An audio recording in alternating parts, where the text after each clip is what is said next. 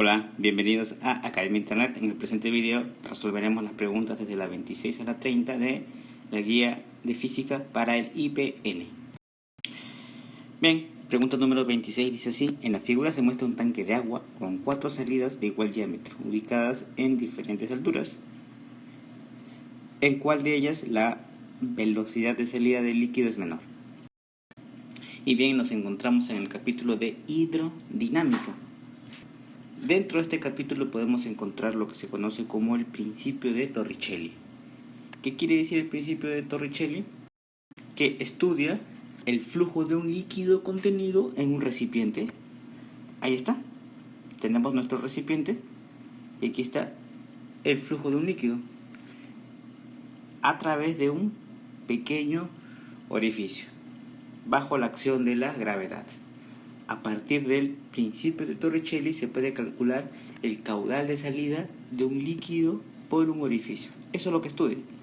Y precisamente eso que acabo de mencionar, la velocidad de salida de un líquido por el orificio, se puede calcular mediante esta fórmula, donde tenemos que esto significa V, velocidad real media del líquido a la salida del orificio. H es la distancia desde la superficie del líquido al centro del orificio. Aquí está, desde la superficie, ojo, hacia el centro del orificio. Aquí está el centro del orificio. Ese es H. Y G es la aceleración de la gravedad. De esta fórmula se puede concluir que mientras más alto se encuentre, tendrá menor velocidad de salida. Sería más o menos así. Si se encuentra más alto, fíjate, a la mitad, y si se encuentra más bajo, tiene una mayor velocidad de salida. Tú me dirás, pero según la fórmula, esta velocidad de salida del flujo varía directamente proporcional con la altura. Ojo, pero estoy midiendo la altura desde aquí, como dice la definición, desde la superficie al centro del orificio.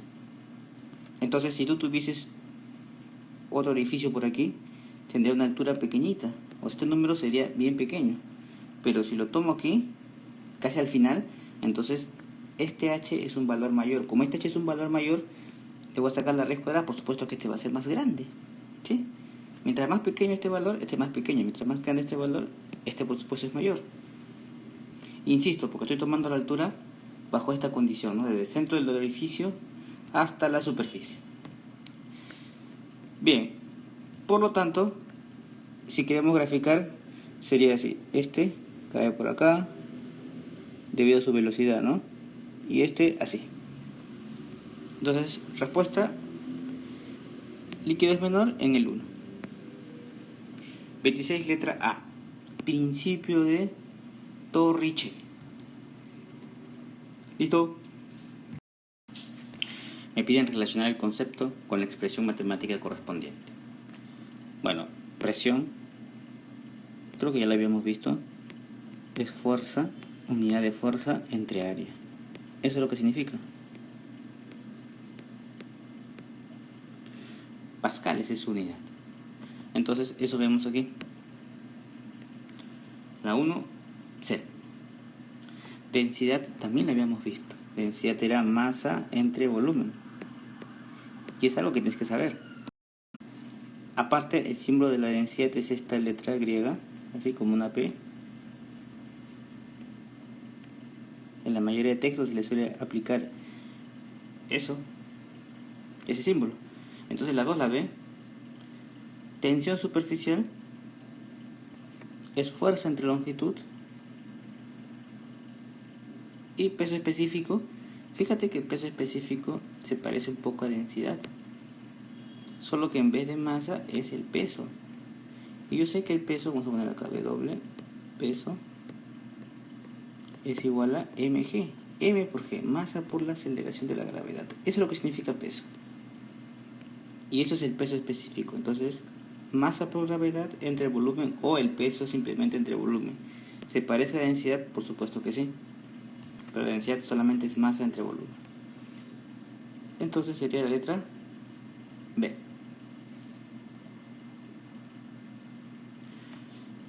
Listo, solución de este ejercicio. Vamos a poner aquí peso entre volumen.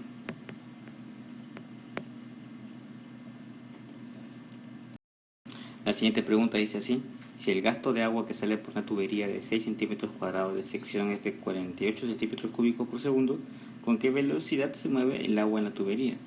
Bueno, seguimos en el capítulo de hidrodinámica. Y tenemos aquí la primera fórmula que nos enseñan en este capítulo, la del caudal. Caudal es igual a sección de área por la velocidad del fluido. Decir caudal es lo mismo que gasto. Gasto, vamos a poner acá igual a caudal. Entonces el gasto del agua que sale por una tubería de 6 centímetros cuadrados de sección. Mira, me están dando todos los datos. Vamos a poner acá igual, la sección de área es 6 centímetros cuadrados. Ponemos acá 6 centímetros cuadrados. El gasto es de 48, voy a poner aquí 48 centímetros cúbicos por segundo.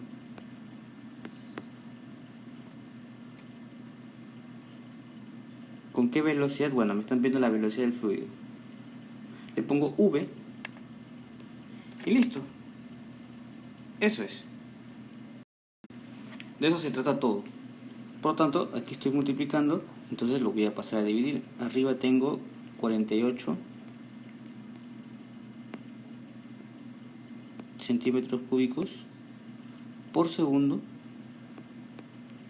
Y este que está multiplicando pasar a dividir sería 6 centímetros cuadrados. Esto es igual a la velocidad.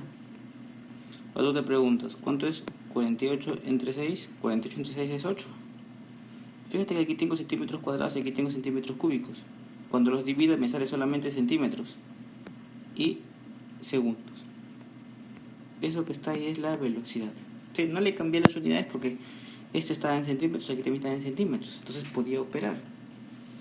Luego en las alternativas veo que todo está en centímetros por segundo, o sea, no hay nada más que hacer. Respuesta letra B. Por supuesto, si yo conozco esta fórmula básica, como repito, es la primera fórmula que nos enseña cuando entramos al capítulo de hidrodinámica, lo que es el gasto o el caudal, que es igual a la sección de área, ¿sí?, de la tubería por la velocidad del fluido. Yo recuerdo esta fórmula y simplemente opero de acuerdo a ella. Respuesta entonces para la 28, letra B. Pregunta número 29 dice así: en una expansión térmica, el coeficiente de dilatación superficial es aproximadamente coeficiente de dilatación lineal. Pues bien, nos encontramos en el capítulo de dilatación térmica. Aquí nos encontramos con tres modalidades: una dilatación lineal, dilatación superficial y dilatación volumétrica. En principio, ¿qué significa dilatación? Dilatación térmica quiere decir el aumento de la longitud, el área o el volumen que sufre un cuerpo debido al aumento de temperatura. Y esta es su expresión matemática. Por lo tanto, dilatación lineal es aquella que predomina la variación en una sola dimensión. Superficial en 2 dimensiones. Volumétrica en 3 dimensiones. Siempre debido a la intervención de un cambio de temperatura. Y esta es la fórmula para medir aquello. Este triangulito que está aquí significa variación. Siempre que lo veas en física va a significar variación. Propiamente, matemáticamente sería así, ¿no? Variación de la longitud sería longitud final menos longitud inicial. ¿Sí? Aquí está. La longitud final vendría a ser todo, ¿verdad? Esta es la longitud inicial. Han calentado y fíjate, se ha expandido este pedacito. Eso es la variación de longitud. Si yo quiero variación de superficie o variación de área, sería área final menos área inicial. Y variación de volumen, volumen final menos volumen inicial. Ahora bien, este que han puesto aquí, alfa, se llama coeficiente de dilatación lineal. Y fíjate que para esta fórmula, que es bastante similar a la que está aquí. Las tres en verdad son fórmulas casi idénticas. Sí, pero aquí es variación de la longitud, variación de área, variación de volumen. Y bueno, cambia aquí. Este es el coeficiente de dilatación lineal, el otro vendría a ser el coeficiente de dilatación superficial. Este, 2 alfa. Puedo poner ahí si quiero entre paréntesis. Hay algunos que le ponen otra letra, ¿no? En vez de ponerle 2 alfa, por ejemplo, le ponen beta. Pero ya sé que este es el doble de aquel. Y este es el triple. Puedo ponerle acá otra letra. No importa. O de frente puedo ponerle 2 alfa y 3 alfa. Y este va a ser el coeficiente de dilatación volumétrica. Habíamos hablado que esto es en una dimensión, esto es en 2 dimensiones, esto es en 3 dimensiones. Por lo tanto, ya tenemos la relación que hay entonces entre los coeficientes de dilatación. El de superficial es el doble y el volumétrico es el triple del de lineal. Entonces es aproximadamente, el superficial es aproximadamente el doble del coeficiente de dilatación lineal. Respuesta para la 29 tendríamos la letra C. Problema número 30 dice así. Sabiendo que el calor específico del agua es una caloría sobre gramos por grados centígrados, calcular la cantidad de calor expresada en calorías que requiere extraer de 250 gramos de agua para enfriarla desde 15 grados hasta 5 grados. Bien, aquí nos están hablando de calor, ¿sí? Específicamente cantidad de calor. ¿Qué es el calor? Recuerda que el calor está asociado a un proceso de intercambio de energía térmica, ¿sí? Que se transfiere entre dos sistemas debido a una diferencia de temperatura. Calor no es lo mismo que temperatura. Ya hemos visto lo que es calor y su palabra clave, transferencia de energía, ¿sí? Entre dos sistemas debido a una diferencia de temperatura. ¿Qué es la temperatura? La temperatura mide el grado de movimiento molecular. ¿Qué diferencia? Pues bien, matemáticamente el calor se puede medir así. Mira, calor, unidad calorías, aquí está cal, es su abreviatura de calorías, es igual a masa por calor específico por la variación. Ya sabemos que este triangulito significa en física variación de temperatura. Aquí tenemos las unidades, masa, calor específico. Fíjate las unidades de calor específico es caloría entre gramos por grado centígrados. Variación de temperatura, o sea, temperatura final menos temperatura inicial, en las mismas unidades. Bueno, la definición de calor específico se encuentra aquí mismo, ¿sí? En su fórmula. Es que en verdad la fórmula es una definición. El calor específico es la cantidad de calor, aquí está, que se necesita por unidad de masa, aquí está la masa, ¿sí? Para elevar la temperatura 1 grado Celsius.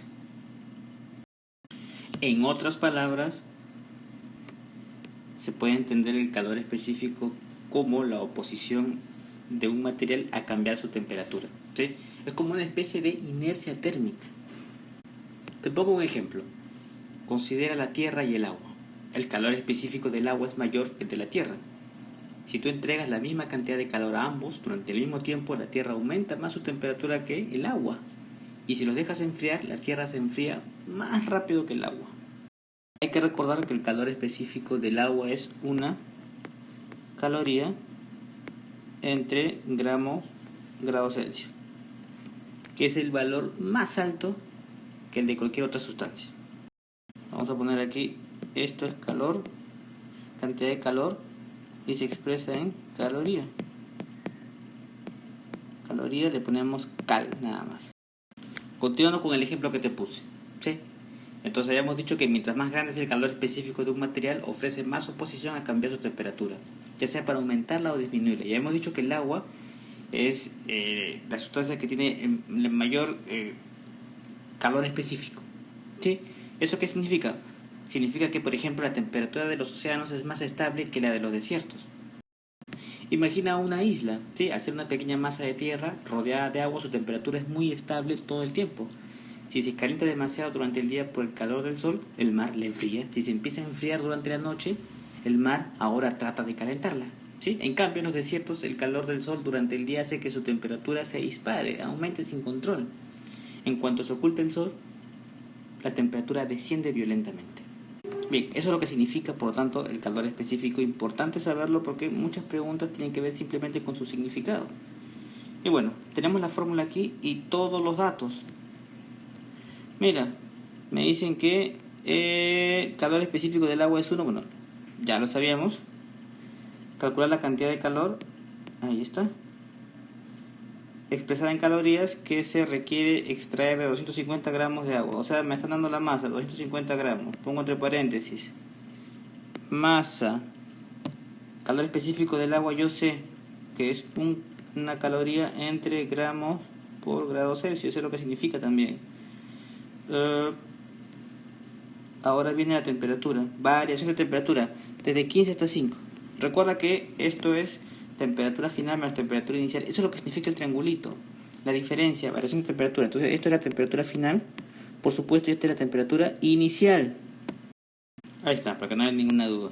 Entonces, aquí sería 15 grados Celsius menos 5 grados. Bueno, operamos eso y por supuesto tenemos la respuesta. Aquí sigo con 250 gramos. Bueno, esto es 1. A la espera de lo que salga la variación de temperatura. 15 menos 5 es 10. Cuando hacemos esta operación, me sale, por supuesto, 250 por 1 es 250. Por 10, 2500. 2500 calorías. Respuesta. Letra C.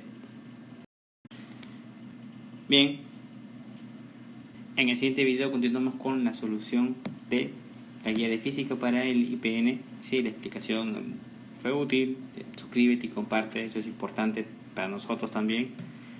Un saludo y sigan conectados a Academia Internet.